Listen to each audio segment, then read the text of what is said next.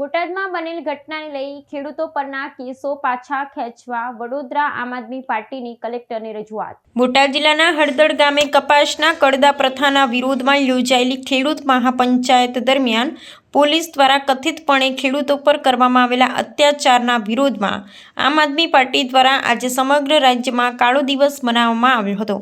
આ રાષ્ટ્રવ્યાપી વિરોધના ભાગરૂપે વડોદરા શહેરના આપના અગ્રણી કાર્યકર્તાઓ અને હોદ્દેદારોએ જિલ્લા કલેક્ટરને આવેદનપત્ર આપી પોતાનો ઉગ્ર વિરોધ પ્રદર્શિત કર્યો હતો। વડોદરા શહેર આપના પ્રમુખ અને કાર્યકર્તાઓએ કાળી પટ્ટી ધારણ કરી વિરોધ પ્રદર્શન કર્યું હતું। તેમણે માંગણી કરી હતી કે હળદળ ગામે ખેડૂતોના આંદોલનને દબાવવા માટે પોલીસ દ્વારા જે અત્યાચાર ગુજારવામાં આવ્યો છે તેનું વહેલી તકે નિવારણ લાવવામાં આવે। આ સાથે જ આ ઘર્ષણના સંદર્ભમાં ખેડૂતો અને આપના નેતાઓ વિરુદ્ધ કરવામાં આવેલા તમામ અત્યાચારના કેસો તત્કાળ પાછા ખેંચી લેવા જોઈએ તેવી માંગણી પણ કરવામાં આવી। કલેક્ટર કચેરી ખાતે વિરોધ પ્રદર્શન કરી પક્ષે ખેડૂતોના હકની લડાઈને સમર્થન આપ્યું હતું।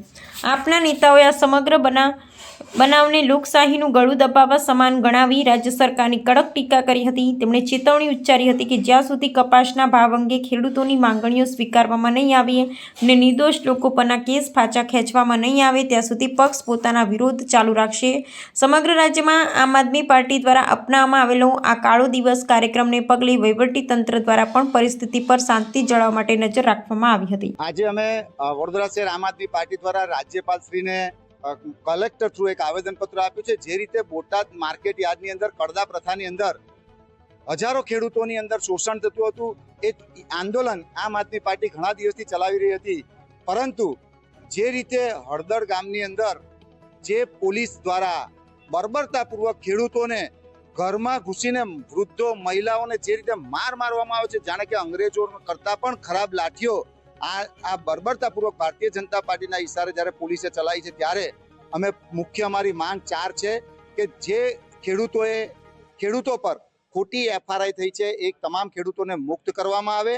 એપીએમસીમાં જે કડદા પ્રથા ચાલી રહી છે, કડદા પ્રથા બંધ કરવામાં આવે અને જવાબદાર જેટલા પણ વેપારીઓ છે જે શોષણ કરતા હતા એમની સામે પણ એનું લાયસન્સ રદ કરવામાં આવે। સાથે સાથે જે જગ્યા ઉપર આ ઘટનાઓ બની છે ત્યાંના સ્થાનિક ખેડૂતો જે છે આજે હેરાન પરેશાન થઈ રહ્યા છે એમની પણ વહેલામાં વહેલી તકે રિહા કરવામાં આવે એવી અમારી માંગ છે અને કડદા પ્રથાને તાત્કાલિક અસરથી બંધ કરવામાં આવે એવી માંગ સાથે આજે અમે કલેક્ટરશ્રીને આવેદનપત્ર આપ્યું છે।